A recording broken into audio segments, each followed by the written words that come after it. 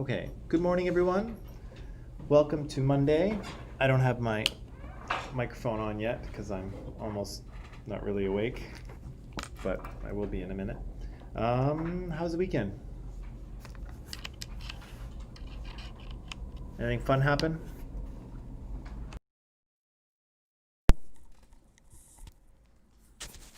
Did anything happen at all?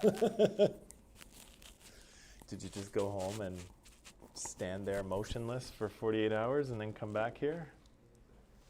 That's the. Oh my God. You're all robots, aren't you? This is a simulation, isn't it? I'm in a simulation. You're all computer programs. You just shut down on Friday and start up again on Monday. You're not real people. You don't exist. I'm in some sort of weird.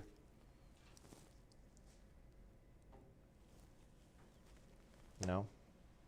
Okay. Let's say hi to some people who are here. So Ryan is here. Good morning. Good morning to you, sir. Amanpreet is here. Good morning to you. And Azza is here. Good morning. And Abby's here. Good morning, Abby. And Simrat is here. Hello. Good morning to you. And Shania is here. Good morning, Shania. So, ooh, that's really loud. Don't need it that loud. Okay. So. On last week. On last week, we talked about a number of things, right? We introduced what social justice was as a concern for equality in society and creating a situation where everybody is able to access the same resources and opportunities, right? And again, whether they're able to achieve those opportunities is another thing. And we said that we'll probably always have some inequality in society because, of course, we're all different, right? We're all unique people. But we want to guard against ways in which people are unequal in systemic ways, right? So one group of people is constantly disadvantaged or doesn't have opportunities or resources because of the social group they belong to, right? That we don't want. And so out of a kind of a concern for equality and a concern for human rights, social justice seeks to try to fix that inequality, right? To try and create a situation where everyone has equal access to resources and opportunities, right? We said we were going to take a critical approach, and we were talking a little bit about critical thinking on Friday, and we'll do just a little more of it today. And we pointed out the idea that knowledge is socially constructed, right? So a lot of the things that we quote unquote know, good morning, a lot of the things that we know are things that we've just kind of decided are the case, right? So look at my shoes. Are my shoes like kind of cool and fashionable? People wear these shoes a lot, right? So why are these shoes popular? Why do a lot of people want to wear these shoes? Because people say that they're popular and people want to wear them, right? There's no reason, there's nothing that makes these shoes good or bad or anything. It's just we kind of create knowledge around it, right? And I was trying to come up with something fashionable and maybe these shoes aren't it. But the point is that we simply decide things are a certain way and then everybody comes to believe them, right? And then we kind of know that, right? Certain things are cool, certain things are not cool, and that knowledge is socially constructed. It only exists because we've all decided that it's true, right? And so, yeah, humans give meaning to things, and we'll talk about that just a little bit later today too. We talked a little bit last week about positionality, the idea that the social groups that you belong to influence your experience of society and how you see society, right? So we all can have a slightly different perspective on an issue and, you know, not be entirely wrong, right? We can be seeing different sides of an issue and we have to include everyone in order to be able to see something really for what it is, right? We had some guidelines for engaging constructively. We said we were going to be intellectually humble and admit that we didn't know everything, which I did. I don't know anything at all, really. We said that we were going to try and recognize the difference between informed knowledge and opinion. And maybe we could even add into that the idea that we should know the difference between an opinion and an argument, right? So we were talking about arguments on Friday, and we said, arguments have good reasons to believe them, right? They have premises and evidence supporting them, but opinions don't, right? Opinions are just, I think this or I like this, and great, but again, there's nothing to think critically about, and there's no real reason for us to believe that person, right? Until they give us some supporting evidence or premises, right? We need to let go of personal anecdotal evidence and look at broader social patterns. We'll come to that later, but when we're looking at societal issues, single instances or single interactions don't necessarily show us the full picture, right? We have to be able to see all of society at the same time, and we'll talk about that a little more. We have to notice if we have some defensive reactions, because sometimes that indicates that we're kind of bumping into one of our socialized values, right? One of the things that we've absorbed. And so it doesn't mean that anything is necessarily wrong, but it means that, we have to examine what we believe and know why we're having that reaction, right? And of course, your positionality informs your perspective in part, right? We talked last week a lot about two dimensions of thinking critically about knowledge. One, that new information might challenge our common sense, right? And so the idea of a round Earth, when it first appeared in Europe, challenged everyone's common sense because they perceived the world to be flat, right? But as it turns out, they were all wrong, right? So sometimes the way that you perceive society, the way you think things are, maybe isn't quite the way it is, right? But from your perspective, it seems that way. And the second thing, we have to understand the meanings given to information. And so we talked about Christopher Columbus and his story, and we said that the version of the story that you know about Christopher Columbus, or the things that you think about him, in part are tied to social and political power, right? And so in the past, little school kids were taught about this brave explorer because the story of the brave explorer supported white European power in North America, right? It justified that situation. But of course, there's other parts to that story too. And we said that what happened to indigenous people as a result of Columbus's discovery, is quite terrible, right? And those communities are still recovering from the sort of trauma of the past few hundred years. And yeah, so he was a bad guy, right? Like from all historical accounts, he was not a nice person, right? And so, yeah, but we're told a different story because it supports people's power, right?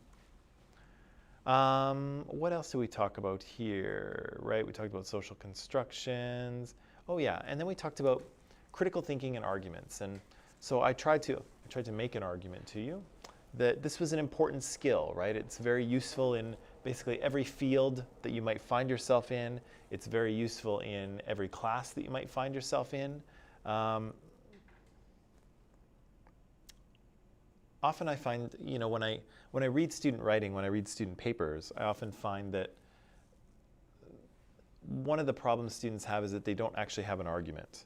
And so they start writing because they know stuff, and so they start writing and writing and writing, and then they get to a point and they're like, okay, I don't know what to say now. Like, I don't know where to go. And I think sometimes the problem is that they don't really have an argument. They haven't really mapped out exactly what they want to say and exactly what supports it. And if you can do that, if you can map out that argument, then you'll kind of know what goes in there. You'll know what to say. But when you don't kind of have a roadmap or a guide, then yeah, you can start writing and it sounds good and it's flowing and you're writing what you know, and then it's like, okay, now what? Right? And then sometimes you kind of get stuck. And so arguments can help you structure a paper so that you always know where you're going, you know what sort of stuff you want to include, and you'll kind of, at the end of the paper, you'll land in the right place too, right? And it'll feel satisfying to the reader, but we'll talk about that later too. So we said that arguments were made up of statements or claims, right? Things that people say to be the case, or say to be true, or say to be not true. And an argument was a group of statements. So we had one statement that was a conclusion that said the main thing that we want that we want people to believe. And then there are premises, right? There are things that are also assumed to be true that support that conclusion, right? They give you reasons to believe that person. And so on Friday, I gave you this very simple argument, which is a little bit ironic because I don't have my coffee now and I don't know what to do. This very simple argument that you should all drink coffee. Coffee would be a good thing for you all to drink. And again, as good critical thinkers, you should always ask, well, why should I believe that, right? Why should I agree with you? And I put forward a few simple premises, right? It's delicious, it's inexpensive, and helps stimulate your brain and help you get better grades. And so I put this argument before you and I said, well, let's assess it very simply, right? And so I asked you, do the premises logically support the conclusion? Is this a reason that someone might drink coffee? And I think we were all able to agree that, yeah, people might drink something because they enjoy the taste of it, right? They might drink something because it's not that expensive, or at least if it was expensive, they probably wouldn't drink it, or they would drink very little of it. And then the third one, that stimulating your brain and helping you get better grades, well, that's we kind of intuitively know that to be true. People often take caffeine or have a cup of coffee to sort of sharpen their senses. Whether or not people perform better on an exam after they've had coffee, I'm not entirely sure, but we could look up some research, right? And we could prove that, right? And again, so do they logically support the conclusion? I think they do. Are they true, or could I probably prove to you that they're mostly true? Yeah, with a little work, I probably could, right? So here I have a reasonably good argument. And then I asked you, well, I'll go back here. Does that mean that we automatically believe this argument? Do you automatically agree with me? I have logical premises that are mostly true. Do you agree with me? Yes? Why? Because I'm right? Well, you do have a cup of coffee sitting in front of you, so there's that, right? There's that. But why might you disagree with me? Because I don't find coffee delicious. Sure, right? There might be overriding concerns, right? One of my premises is that it's delicious, but that's a bit of a personal preference, and you might drink it and say, ew, gross, right? And so that would override everything. And so I might have made a good argument, but there's this overriding factor that kind of invalidates it for you, right? I just don't like the taste. Sorry, right? What else might override this argument? It results in better grades. What's that? It results in better grades. That would override the argument? How so? Because it wouldn't result in better grades. Oh, like if that was actually not true? Right, okay. So if it turned out that I made this claim, okay, so I made this claim that it will help you get better grades, but what if it doesn't work, right? So if you try it, if you start drinking coffee before exams and maybe your scores go down, it's like, oh, this doesn't work at all, right? Or maybe the science is a little more inconclusive than I might have thought, right? Maybe there's other papers out there that say, no, it doesn't actually work. It doesn't actually do anything. What else might override this argument? $3 cup of coffee maybe is inexpensive for you, but for a homeless person it's expensive. Sure. I've made this premise that it's inexpensive, but inexpensive is relative, right? Relative to how much money you have. Yeah, it depends. And if you don't really have any money, then that simple cup of coffee might actually be pretty expensive. That's true too, right? What else?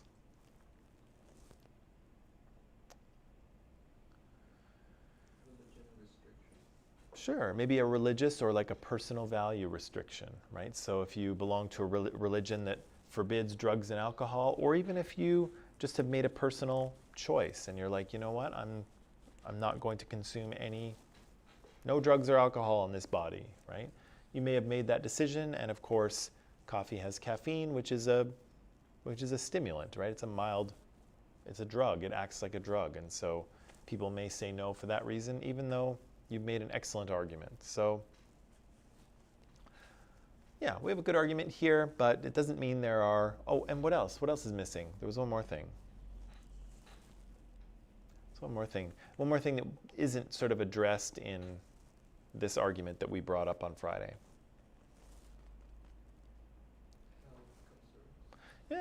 Yeah, health concerns, right? So there's lots of articles out there.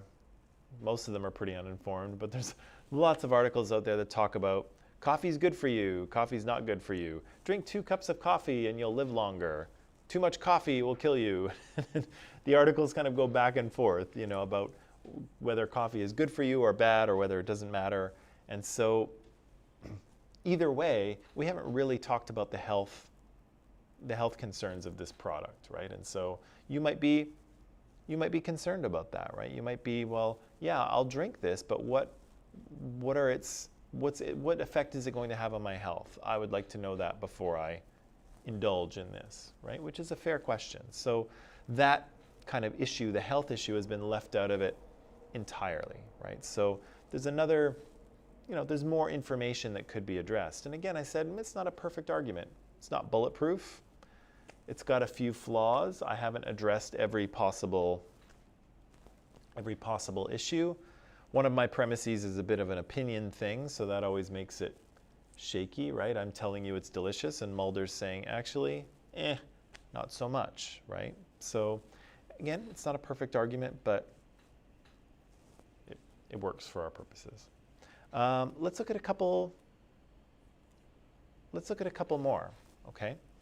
These are all arguments. They're very simple. And what I want you to do is just look at them and determine what the conclusion is and what the premises are, okay? Or premise. Some of them might only have one because they're very, very simple.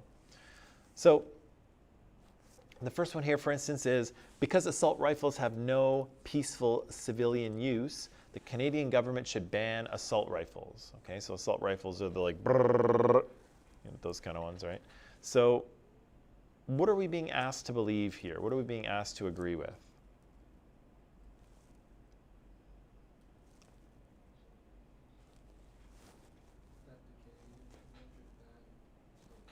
Yeah, the Canadian government should ban assault rifles. Really? Why should they do that? Of course, but also, why does the argument say that? Or what's the premise here? Yes, but what's the argument saying? Yeah, there's no peaceful civilian use for these weapons, right? These are weapons of war. They're carried by soldiers. They are engineered and built to kill as many people as possible in the shortest amount of time. There's no reason for a regular citizen to have this weapon, right? There's just no reason for that, right? So the government should ban these weapons, right? And of course, safety, right? And that's another premise, right? We could add other premises, but this one is so simple, it's just got a conclusion with only one supporting premise. Okay, that's good. Is it what? They are very tightly controlled. Some of them are banned. Some of them you can get them with some of them have you can put like a magazine with spare bullets. And so some of them you can have 5 and some of them you can have like 30 or something like that. So the restriction is that you can only have like 5 bullets in them at one time. Some of them they can't be fully automatic. So fully automatic is where you like pull the trigger and it just fires, it just goes brrrr until you let go. Semi-automatic, you have to pull the trigger every time you shoot. So some of the restrictions make sure that you can't have a fully automatic. You can only have a semi-automatic. How do I know this? When I was much younger, I used to go hunting with my dad, and so you have to know all the firearm regulations and stuff like that. So, not that Not that I've ever been anywhere near an assault rifle, but it's in the regulations. So, but yeah, there's rules, and Canada has much tighter gun rules than the United States, obviously. So, which is really nice. I don't go hunting anymore, by the way. Okay, number 2, the Globe and Mail's report on business says that people should invest heavily in stocks. Therefore, investing in stocks is a smart move. What are we being asked to believe here? Invest heavily in stocks. We are being told that you should invest heavily in stocks. Why?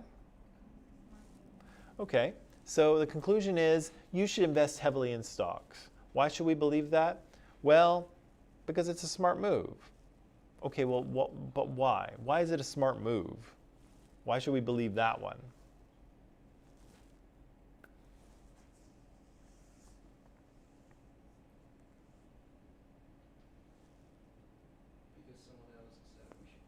Because someone else said we should do it.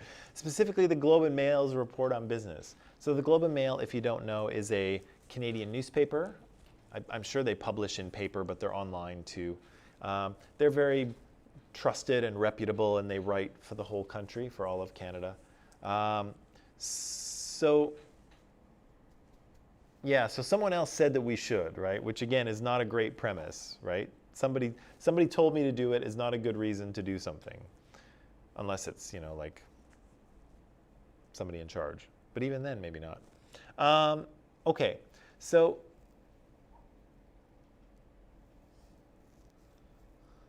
we're being asked to believe that we should invest in stocks. Why should we believe that? Well, because this is a smart move.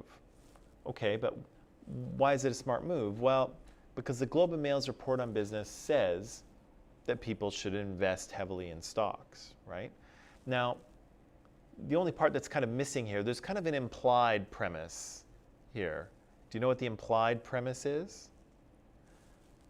The sort of thing that has to be true in order to believe this argument, and it has to do with the Globe and Mail.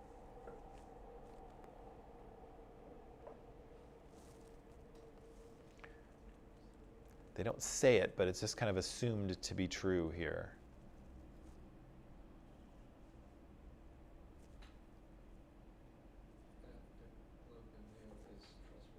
Exactly, yeah.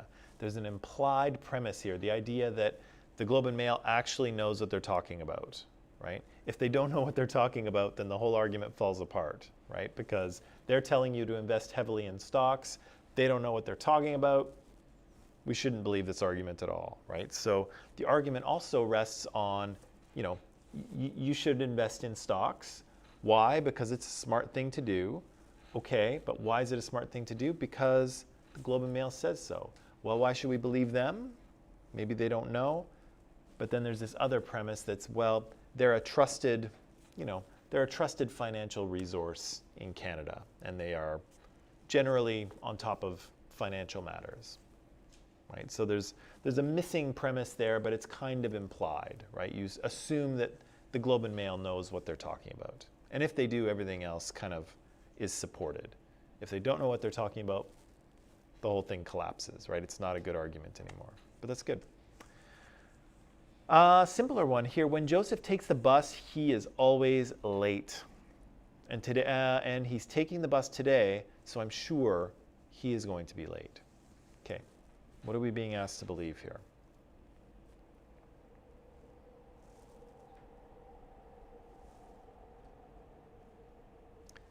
What are we being asked to believe?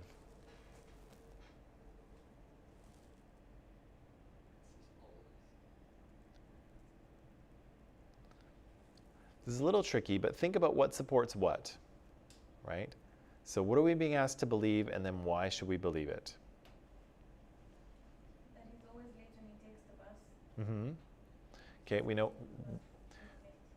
know he is always late when he takes the bus. Today he is going to be late. That's the conclusion? Yeah. So Rand thinks so too. He says, yeah. So today Joseph is going to be late. Why should we believe that? Well, Because when he takes the bus, he is always late, right? And the second premise, and today, where is he? He's on the bus, right? Yeah, so this one you got to kind of pull apart a little more. But yeah, so we're being asked to believe that Joseph is going to be late today. Why should we believe that? Well, every time he takes the bus, he is late. And today, on the bus, right? So 2 premises here. Okay, wow. This movie is on iTunes, but it was never even shown in theaters. It is not a good sign when a movie goes straight to iTunes without ever being shown in theaters pre-COVID. It must be pretty bad. Okay, what are we being asked to believe here? The movie is bad, right? This is a bad movie. Why should we think that? Why should we believe that? Because it wasn't shown in theaters. It went straight to iTunes, and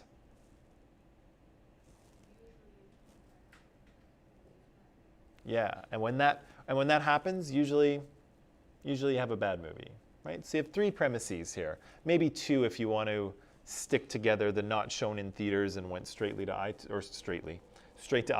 You can, maybe that's 1 premise, but we could have 2 as well. So never shown in theaters, went straight to iTunes, and when you have that happen, that's usually a bad movie. So yeah, we're being asked to believe that this movie is bad. Last one here, no one should buy a beer that is brewed in the United States. Woo! Sorry. I gotta have fun somehow. Actually, I'm having fun. No one should buy a beer brewed in the United States. Old Guzzler beer is brewed in the United States, so no one should buy it. What are we being asked to believe here?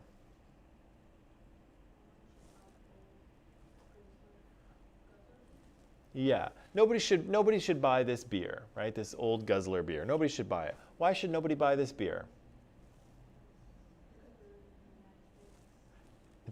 It's brewed in the United States? Is bad, right? So nobody should buy a beer that is brewed in the United States.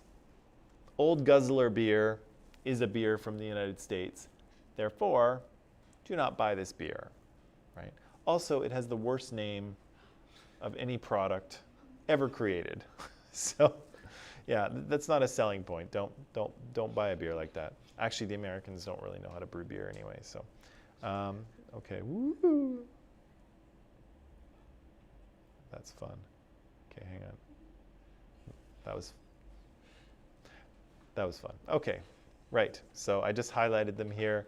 The conclusions in green and the premises in blue. Okay, let's look at this one. The cost of the new XJ fighter jet is $650 million. The cost of 3 AR-21 bombers is $1.2 billion. The Canadian government intends to fund both of these projects. Is this an argument? Don't think so? No? Why do you say no?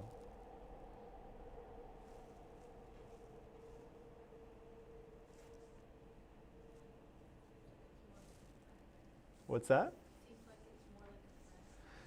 Yeah, they're just kind of statements of fact, right? None really, like they're all talking about, yeah, they're all talking about military funding, right? And they say the government's going to go ahead with these projects, but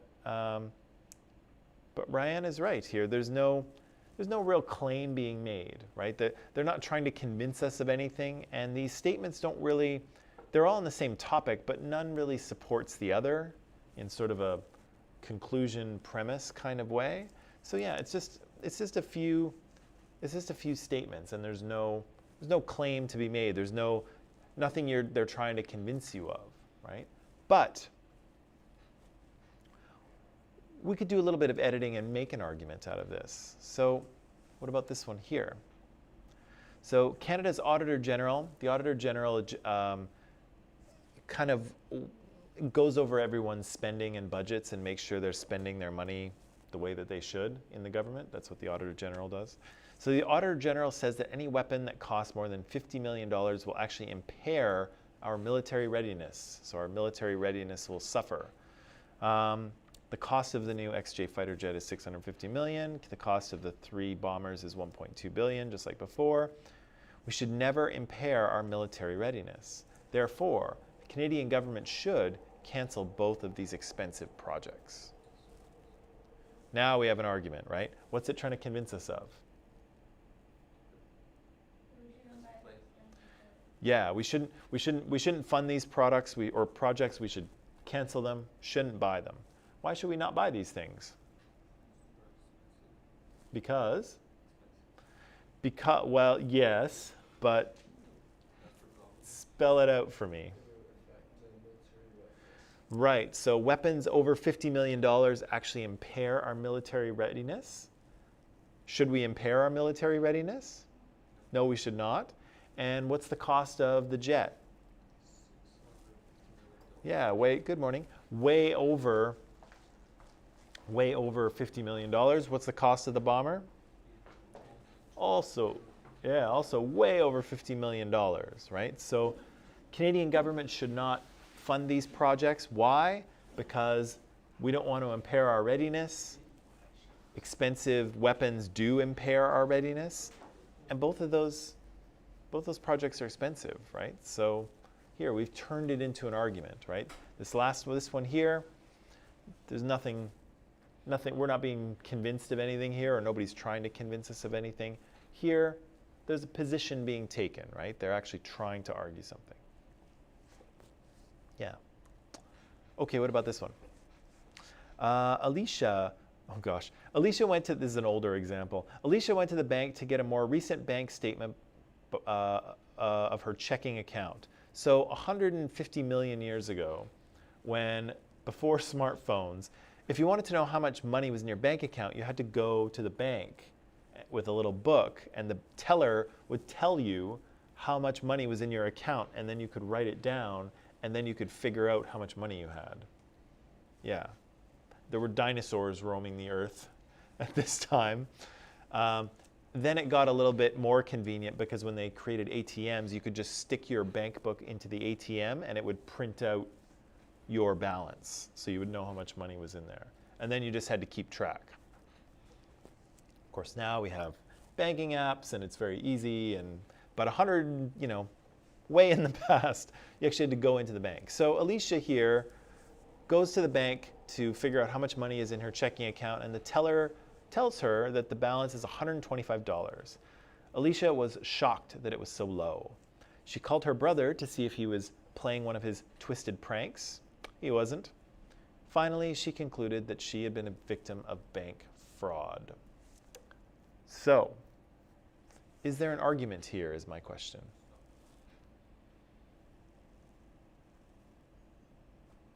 Is there an argument?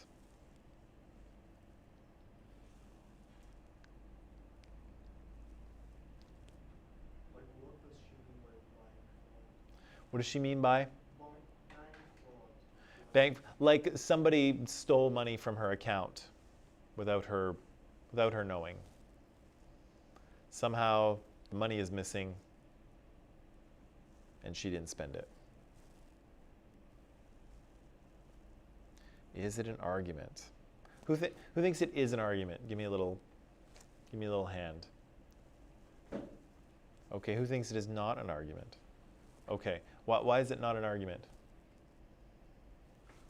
Because she's concluded it. Yeah, she's kind of come to a conclusion. Are they trying to convince us of anything? Not really, right? It's kind of a cute little story, right, about Alicia, but it's not really trying to convince us of anything in particular. Now, let's say we were confused. Let's say we thought this was an argument, okay? If we thought this was an argument, what do you think we would think the conclusion would be?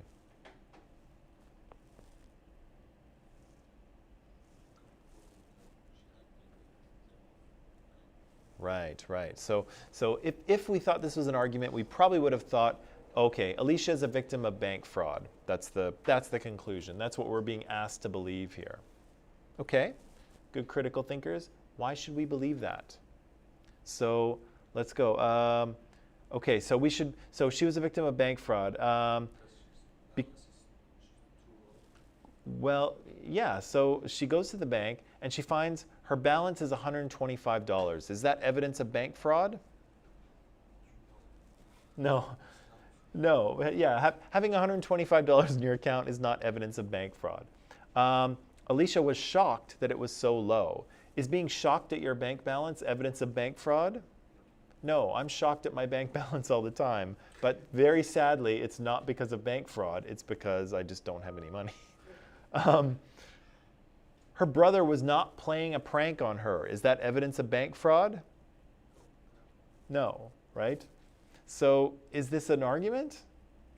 No, right? So again, even if you get confused and you start to ask yourself, well, why should I believe that? Do these premises logically support the conclusion? And here you'll see that it doesn't really work, right? There's no real reasons for this conclusion, right? So you don't really have an argument here. You just have kind of a cute little story, right? And again, Alicia could probably turn this into an argument if she wanted to, but here it's not really phrased that way. Yeah, so there's a bunch of descriptive claims here. It makes a nice little narrative, but it's not trying to convince us of anything in particular.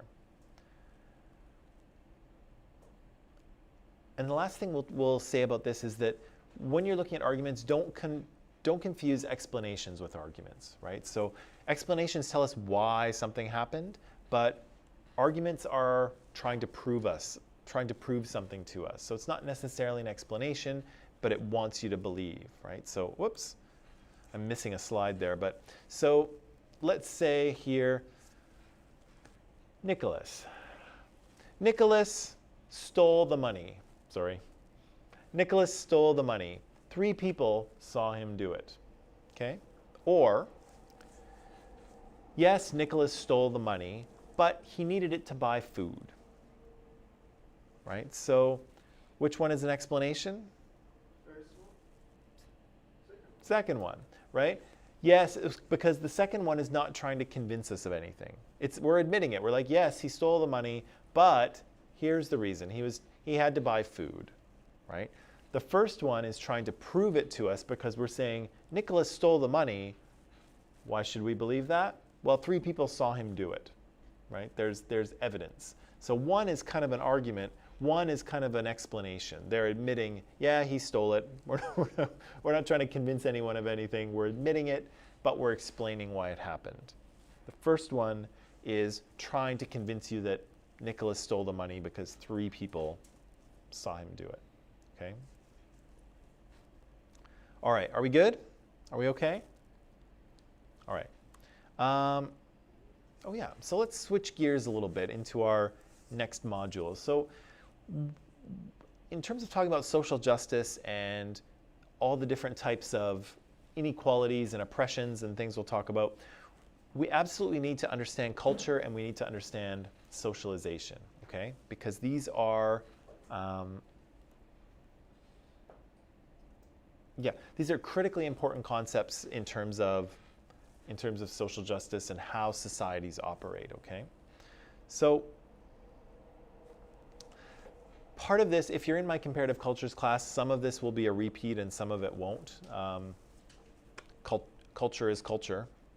It doesn't matter which class you're in. So there might be a little bit of overlap here, but try not to panic, okay? So when we talk about culture, this is something that anthropologists study, right? And culture is incredibly important to humans because of the fact that we are born with very little pre-programmed innate behavior, right? And so in my other class here, I made the analogy that little human babies, like this cutie here, little human babies are like computers. They're like the hardware, but they're born without software, right? They don't have an operating system built in. And so has anyone ever seen or tried to use a computer with no operating system? No OS 10 or no, what does it do really? Like it's so hard even to like handle. Like if you want to like comment for like an easy move, Yeah. you should write like a Exactly. So hard. Yeah, you have to get the computer to do the simplest thing, you have to write like 2 pages of code, right? And why? Because the computer doesn't know how to do anything, right? It's just sitting there waiting to be told what to do. It doesn't know anything. It doesn't know how to do anything. It has no skills, has no knowledge, none of those things, right? And human babies are like that too. They're not really born with any skills or knowledge either. They're completely helpless. And they are completely helpless for years, right? As in contrast to some animals that are born and kind of, they get up and they start walking around, or they start swimming and eating, and they kind of know how to do these things. But humans don't know how to do any of that stuff, right? Humans can't even walk for almost a year sometimes, right? So humans are kind of strange animals in that they are born without an operating system. They don't know how to do anything. And so that operating system has to be downloaded, right? It has to be taught to us by our parents and by our grandparents and by our society around us, right? And so we're constantly in this process of kind of downloading new software, right? And so again, your parents are probably the first people to download that software when they teach you how to dress yourself and how to eat. Maybe not parents, or caregivers, who is ever looking after you. You know, they teach you how to eat and how to dress yourself and how to cross the street and how to speak, how to, you know, interact with people, how to be nice, don't hit people and things like that. They teach us all of these things, right? And that education continues as we go through life. We're continually being socialized by people around us, and we're constantly socializing each other, okay? So we're all agents of socialization, which kind of sounds like a cool Marvel spin-off, but it's not. Maybe it doesn't sound that cool. I was just thinking Agents of S.H.I.E.L.D., but it's not the same thing. We're all agents of socialization, right? We all, you know, help to teach each other the rules and make sure that we all follow them, okay? Yeah, so this is kind of the process of enculturation, or in this class we'll probably go with the term socialization. They're very similar terms, and they mean almost the same thing. Sociologists will use socialization. Anthropologists will use enculturation. They're basically the same thing. But we all kind of go through life constantly absorbing these social messages and cultural beliefs around us. And so as a result, because we are born with so little pre-programmed, everything we do becomes a cultural behavior, and almost everything we think too. The example I give in my anthropology class, my comparative cultures class, is this morning I got up and I brushed my teeth, right? And most of us wouldn't imagine that as a cultural act, right? Most of the time we think of culture as religions and rituals and food and, you know, the way people dress and the language they speak and things like that. But is there any biological behavior that's being programmed that I brush my teeth? No, I don't have a biological need to brush my teeth, but my culture tells me that I should, right? My culture tells me that, you know, if I don't brush my teeth will rot and fall out, and it'll be gross and painful, and my breath will be really bad and nobody will want to talk to me, right? So it's a cultural act, right? And so everything we do is cultural, right? Everything we do is motivated by some sort of cultural or, yeah, it's some sort of cultural belief for the most part. Again, there's very few things that are hardwired into human beings, right? And you could probably say our desire for food and water, our desire to stay comfortable, right? To not be too cold or too warm, our sexual drive, and maybe our drive for attachment to other humans. That's probably what we are wired with, and that's about it, right? So it's just the basic, it's really just the very basic programming, and then the rest is taught to us, which is amazing, right? It's amazing how much humans are able to learn and absorb and develop from, you know, this little guy here who doesn't know anything. He's drooling all over himself. Gross. He doesn't know anything at all, to, you know, all of us around, you know, in this room who have acquired significant amounts of knowledge and skills and knowledge of social rules and behaviors and all kinds of things. It's remarkable how much we're able to learn from that little creature that knows nothing, right? So really everything we do has some sort of cultural basis to it. There's a cultural effect happening. So just like in the other class, I said culture was a system of shared beliefs and values and customs and behaviors and artifacts. Artifacts are things, any kind of physical object that a culture uses, that are common to the members of a society, right? We all have, well, I mean, we have a bunch of different cultures and backgrounds in this room, but within a certain culture, within a certain country, people share values, right? They share behaviors and gestures and things that they think are important. Does that mean that everyone thinks exactly the same?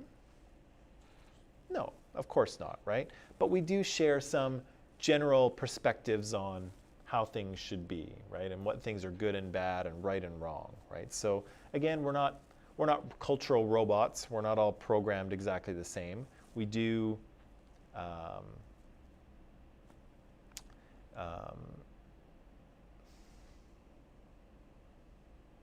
lost my train of thought. What was I saying? We are, yes, we are not, thank you. We are not all cultural robots, right? We're not exactly programmed the same. We do differ in our views here and there, but cultures in general share a certain kind of perspective, right? A certain set of values. Right. So here's a little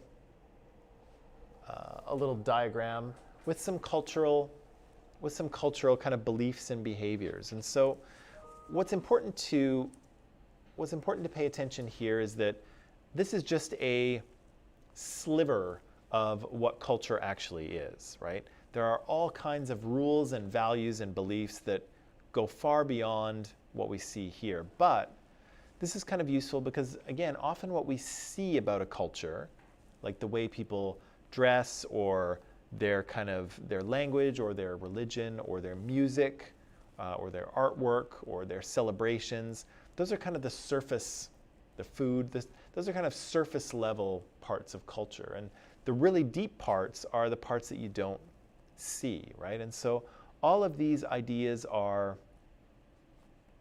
kind of ways in which we think things should go or think things should be, right? So courtesy, so what is politeness, right? That's going to vary a little bit in every culture, right? What's polite in one culture might not be polite in another, right? How people speak about things, how they have conversations, conceptions of time, right? Some cultures are very time regimented, right? We got to stay on the clock. Some cultures, things happen when they happen, right? Inshallah, right? if God wills it, right? So time is much more flexible, right? So it depends, there's a difference there, right? Personal space. When you're talking with someone, how close do people stand to each other, right? What's the comfortable distance? Nonverbal communication. So facial expressions, right? Does your culture encourage you to be really expressive with your feelings and like say what you mean? Or does your culture kind of encourage you to be a little more relaxed, right? Western culture is not that, right? For the most part, Western culture is very kind of reserved. We kind of keep it cool. We're not like, I'm trying to tell you this, listen to me, right? That's not really, at least not white Western culture. We're not like that, right? But some cultures are, right? Americans are much more, kind of loud, stereotypically, but Americans are much more loud than, yeah. And of course, Italians have the stereotype of being very loud and talking with their hands and trying to tell you, so. And again, there's a bit of a stereotype there, but also, these are different modes of communication, right? Some cultures communicate in a very kind of explicit way, right? Where there's lots of hand movements and gestures and words and tones and everything is coming at you. And then some cultures are a little more implicit and they don't sort of use all of that stuff, right? But communication is different, right? And so if you have two people of different cultures, one's like, you know, listen to what I'm trying to tell you, and the other one might be like, oh my God, like, just chill, right? Chill out a little bit. But the other person might be totally chilled. It's just culturally speaking, they're very expressive, whereas the other culture might be, you know, a little less expressive. What else do we have? So we have body language, touching, right? Is your culture a touchy culture or not, right? Some cultures, there's lots of hugging and kissing on the face when you see people and all kinds of things. Some cultures are like, yeah, I'm good over here. Nice to meet you, right? And some people are like that too, but that's a cultural thing. Patterns of handling emotions, right? Are you encouraged to express emotions in your culture, or are you supposed to keep a lid on it, right? Notions of modesty, right? What kind of clothes should you wear, and what kind of clothes are like showing too much, right? That's a cultural thing, right? Depending on where you come from. Concepts of beauty, right? Different cultures have different ideas of what's beautiful and what's not.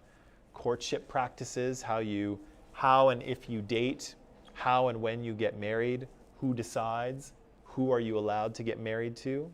All of those are cultural ideas. Relationships to animals, right? Are dogs, you know, our best friends and our furry children, or are they vermin that, you know, nobody likes around, right? Cultural ideas. What else do we have here? Child rearing, social interaction rate, tone of voice, attitudes toward elders, right? How do we treat our elders? Concepts of cleanliness, notions of adolescence, right? What does it mean to be a teenager? Or is that even a thing, right? In North America, up until about maybe 1950 or so, being a teenager wasn't a thing, right? You were a child, and then when you came of age, when you were 17 or 18, then you were an adult. There was no such thing as a teenager, right? But in the 1950s, we saw a huge amount of clothing and music and movies that were marketed specifically to people who were in their teens, people who were 14, 15, 16 years of age. And so teenagers as kind of a demographic group kind of appeared here in the 1950s. Prior to that, you were a kid until you were an adult. And there was no gray area between those two. But now we have a big gray area, right? Being a teenager is a thing, right? It's an experience that people now kind of acknowledge. Concept of the self, concept of the past and the future, definitions of obscenity, right? What kind of things are obscene and what kind of things are not? That's a cultural thing. The other thing I want to point out in this, and again, it's just a sliver of what culture is that as you go deeper into culture here, people have more of an emotional reaction to things. And so things on the surface are a little bit more, if you break a rule or if you violate something, they're a little less, people get a little less upset, right? So if you look at the concept of personal space there, again, if you have a certain comfortable distance, if somebody invades your space a little bit, if they stand a little too close, you know, you kind of back up a bit, right? You're just like, okay, I'm just going to get a little more space here until I'm comfortable. People don't tend to freak out, right? But again, if you violate other things like the definition of obscenity, right? If you do something obscene in public, people will have a much stronger reaction, right? And so again, the deeper you go into culture, the more deeply held these ideas are, and the more that people feel that they are the way things are, right? So if you're talking about food, for instance, you know, there's no reason why you have to cook food in a particular way, right? If you think of the food of your culture, of your home, there's no reason why rice or chicken or whatever it is has to be cooked that way. But that's the way your culture cooks it, and people like it that way, right? But nobody's going to freak out about the chicken and the rice. But again, when you get down to obscenity, when you get down to ideas of who's family and who's not, when you get down to gender roles, what it means to be a man and what it means to be a woman, when you get down to ideas of sexual behavior and what's okay and what's not okay, those are pretty deeply held ideas. And if you violate those, people will have a much stronger reaction than to the chicken and to the rice. You know what I mean? Yeah. Okay, do you want to take a little break? Break time, break time? Okay. Take a little break, come back, we'll talk a little bit more.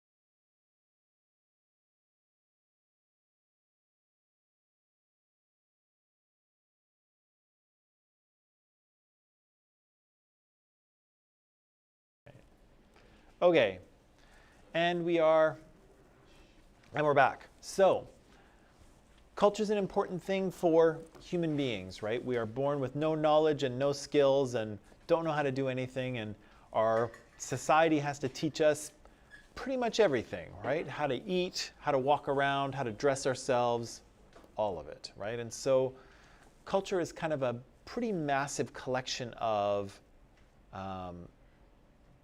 knowledge and skills and ideas and beliefs that we are kind of downloaded or get downloaded to us for our entire life. Can you say which culture is right and which culture is wrong? Like on certain issues? I'm going to put that out to the audience. What do you think? How, definitely? Like, if you're like talking about human sacrifice, that would be wrong in modern times. So. Okay. Yeah, there's. What do you think? We're actually going to talk about this in comparative cultures next, but. I just know Russia's culture is like dangerous. You just know what? The Russian culture Yeah. is like dangerous. It's dangerous? Yeah. How is it dangerous? Like, I have a friend in Moscow. Also, my brother lives in Moscow too. Like, when he like tells me this story about how the people live there, how they like act, it's crazy. Like, they drink vodka every day, but they have like a certain type like coffee. Like they go buy it and like put it in the coffee, mix it with coffee, like for only keeping themselves like on. That's it. Russian vodka is famous in their culture. It is. I've spent over a year in Russia. Really? Yep, in my grad program, and I know what you're saying, and I've seen what you're saying. I've participated in what you're saying. I think, on average, I think the Russians are sweet people. They're tough on the outside, but they're soft and gooey on the inside. Yeah, this is the thing, and so for an anthropologist studying culture, for the most part, an anthropologist's job is not to make judgments, right? So anthropologists and sociologists, for the most part, are there to document a culture and kind of understand how it works, right? Why do the people believe the things that they believe? Why do the people do the things that they do? Yeah, so that's the job of the anthropologist. Drink alcohol every day. It's a cultural thing, right? The vodka is part of a cultural thing, right? And so and there are lots of different kind of ideas tied to the consumption of that vodka, right? But that's what a sociologist is there to do. Now, it's a little different with social justice because we are actually making judgments, right? We are looking at things in terms of equality, right? That's the lens that we're looking at them through. But it is a very difficult, you get into a very difficult position because, let's say you're from Iran? Yeah. Okay, so you're from Iran, I'm from Canada. We come from two different cultures. I'm sure that our two cultures share beliefs and values about things, but we probably differ in quite a number of ways as well, right? Especially if you probably talk to anyone in Iranian government, right? But there's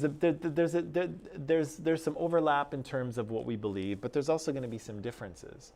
So it becomes very difficult then when you start to talk about who's right? Because if I'm kind of sitting over here in Canadian culture, it's very easy for me to look around at my culture and say, well, yeah, you're the one who's, you're the one who's wrong. Like, we're doing it over here and we know what we're doing, right? This is the right way to do things. But of course, someone in Iran might be sitting over there saying, those Canadians are crazy. Like, why are they doing this or why are they doing that? They don't know what they're doing. They don't know what they're talking about. Because it's very easy to kind of be centered in your own culture. And part of the reason for that, and actually I'm glad we started talking about this, is that, you know, because we're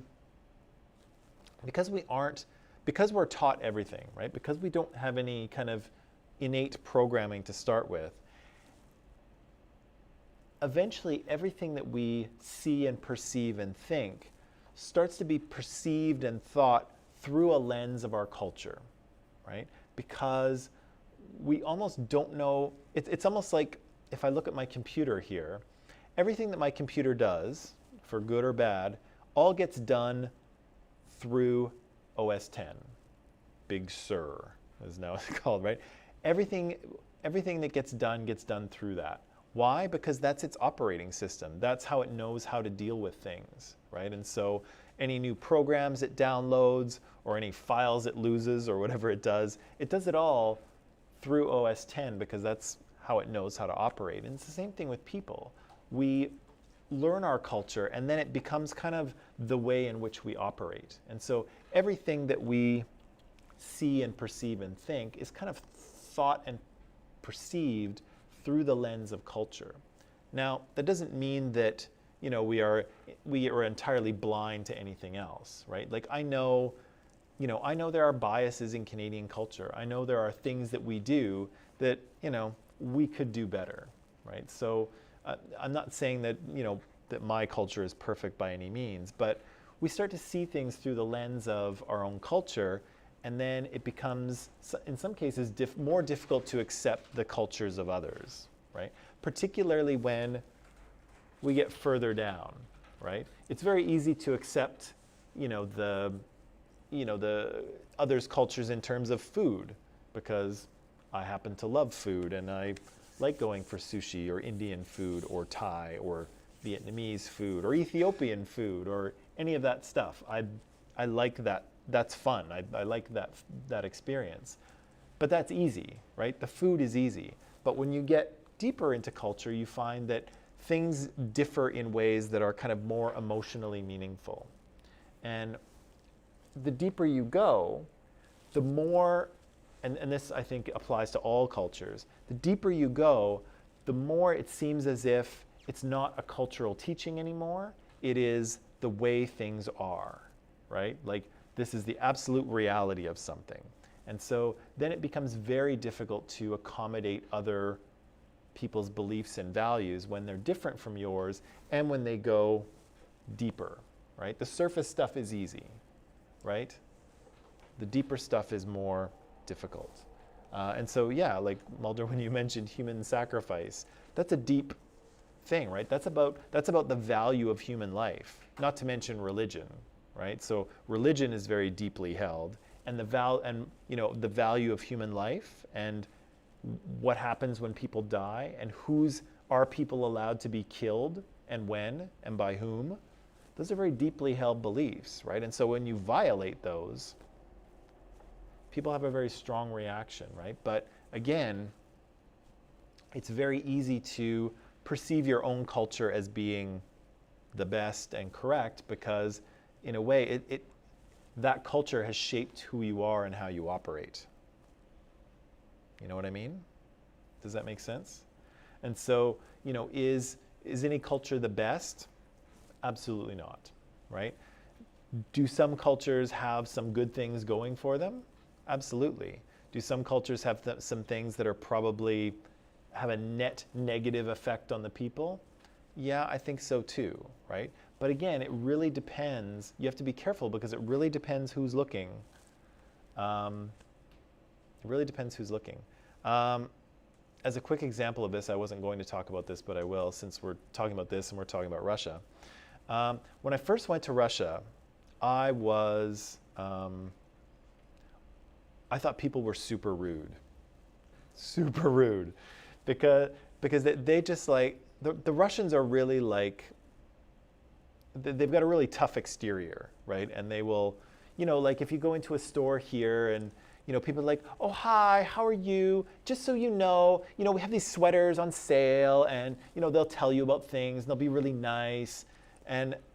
But like in Russia, sometimes like you'll walk into a store and they'll be like, what? I kid you not. That's not a joke. They're like, what? What do you want? Do you have any cheese? No, we have none. And then they'll just go back to their thing, right? So when I first got there, I was like, oh my God, what's with these people, right? But it wasn't that. It's just they have a different way of kind of carrying themselves in public, right? And so and Canadians, I think we can all admit, are like super polite, right? Like Sorry. overly polite. Like it's too much, right? It's too much politeness. So I was recognizing that I came from a culture that was very invested in politeness, and I went to a culture where not so much. And in fact, you know, if you know anything about Soviet history, you know that, you know, there's been some pretty tough times the Russians have been through, and they've had to be tough, right? They've had to hold their own, and in some cases they've had to kind of build a bit of a barrier between themselves and the outside world, because you never knew who was going to be spying on you and, you know, report you to the KGB kind of thing. And so, you know, they've had a different experience, they have a different culture, and they, in public, they present themselves a little differently than Canadians do. And so, again, when I first got there, I was like, oh my God, like, people are, you know, these people are a little much. But actually, it was just a difference in kind of cultural values. And again, once I got to know some Russian people, they were the sweetest, most generous people I've almost ever met. They're beautiful people, they were really great. But again, you know, their first impression is a little bit rough sometimes, because they are, you know, very direct and very outspoken, and, you know, they will, you know, they will transmit the message that they're like, yeah, whatever, what, что, right? And so yeah, they're just different cultural ideas. And so the interesting part is where you can recognize both, right? Like, I know the culture I come from, I know that I've been brought up in a society that's very polite. And of course, when I go to a society that doesn't, you know, that behaves differently, yeah, it's gonna feel weird, right? It's like, oh my God, right? And I can only imagine if Russians were coming here, they're like, what is it with these people? They're like, you know, apologizing for everything. They're apologizing for things that aren't their fault. They're apologizing for things that I did. Like, what is with these people, right? So, you know, but that's what you have to do, right? You have to be able to see both sides and see how people might, you know, experience things differently. But it doesn't mean that it doesn't mean that, you know, the Russians are not wrong, and neither are Canadians. They just go about their lives differently, and, you know, if you put yourself into their culture or they put themselves into yours, things feel differently. Yeah, and I'm sure all of you have had a bit of an experience with that, maybe in Canada, or maybe you will, right? Some things are like, what's this about, right? And that's okay, right? Because cultures are different. However, and this is the tricky part for anthropologists and sociologists too, there is a line, right? Like, again, when we're talking about human sacrifice, it's like, okay, like that's, you know, there's room for acceptance and for, you know, different perspectives and understanding different cultures and experiences. But, you know, are there some things that we should speak up about, right? Are there some things that are inherently unfair or cruel or improper or destructive that we should speak up against, right? And so that's where you get into kind of a little bit of dangerous territory, because as an academic, usually you don't want to be criticizing other cultures and other practices. But the question is, are there some that need to be called out, right? And we can get to that a little later. But yeah, does that make some sort of sense? Yeah. I really enjoyed my time in Russia, though. I get what you're saying. There are people like that. There are people like that, but yeah, I really enjoyed my time there, and the Russians took care of me, absolutely. So, yeah. Okay.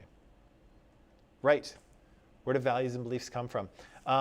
Clifford Geertz, who was an anthropologist, said that humans are actually compelled to make meaning. We want to make meanings of things because again, he says we're incomplete animals, right? We're like computers without software. We're incomplete animals that complete ourselves through culture. And so one of the ways we do that is by assigning meaning to things, by assigning meaning to our natural environment, to our social interactions, to abstract ideals, right? We have given meaning to, or at least here in the West, some of us in the West, we have given meaning to democracy, right? And people fight for democracy and preserve democracy, even though democracy is an abstract concept, but still we give meaning to it, right? We give meaning to that concept. And Clifford Geertz says, yeah, we are compelled to do that thing. And so to be a human is to be a maker of meaning, to attribute meanings to things. So basically we'll say culture is this. We'll say that it's this complex operating system, just like in a computer, a complex operating system of knowledge, of things you know, of symbolic information, of behavioral instructions, which we'll talk about very shortly, and ideals that people kind of download into our brain, and that's kind of what allows us to function and interact with other humans in society, right? Just like my operating system here allows my computer to do things, to run programs, to interact with other computers and other apps and things like that, and other pieces of hardware like my phone, right? The operating system tells it to do all of that stuff. And similarly, our culture tells us that as well, right? Yeah. Okay, so I'll throw one more term at you here, and that term is socialization, okay? So this is, again, very similar to enculturation. It's the process in which people are trained into the norms of our culture. And we'll read about norms in just a second here.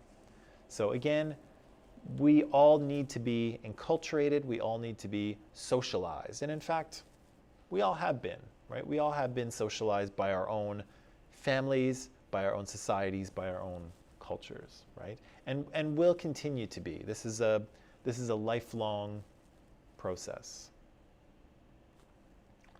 Right, and so this is just a slide saying that, there's a bit of a difference between these two terms, but in this class we'll just pretend they're the same because things are confusing enough already, okay? Hey, come on in. What's that? That's okay. So anthropologists think that humans are incomplete animals that complete themselves through culture. Sociologists think similar things. And so Emile Durkheim, who was a very popular sociologist decades ago, he said this. He said that humans actually can't exist without society or develop without interaction with other humans. And so we talked about that a little bit with when we were talking about positionality and identity. We were talking about who we were. And I said that, some of those things that make you, you can't really be without other humans, right? You can't really be funny without other humans to be around, right? To laugh with you or at you. You can't be caring if there's no one there to care about, right? You can't be a good listener if there's nobody there to talk to you, right? So a lot of the things that you assume about yourself kind of require other people for those things to happen, right? And so Emile is saying the same thing here. Humans can't exist without society or develop without interaction with other humans. Okay, I'll tell you one more thing. It's a bit of an aside, but to this here end, humans cannot exist without society or develop without interaction. Have you ever heard of feral children? Feral children, F-E-R-A-L. Raised by wolves, yeah.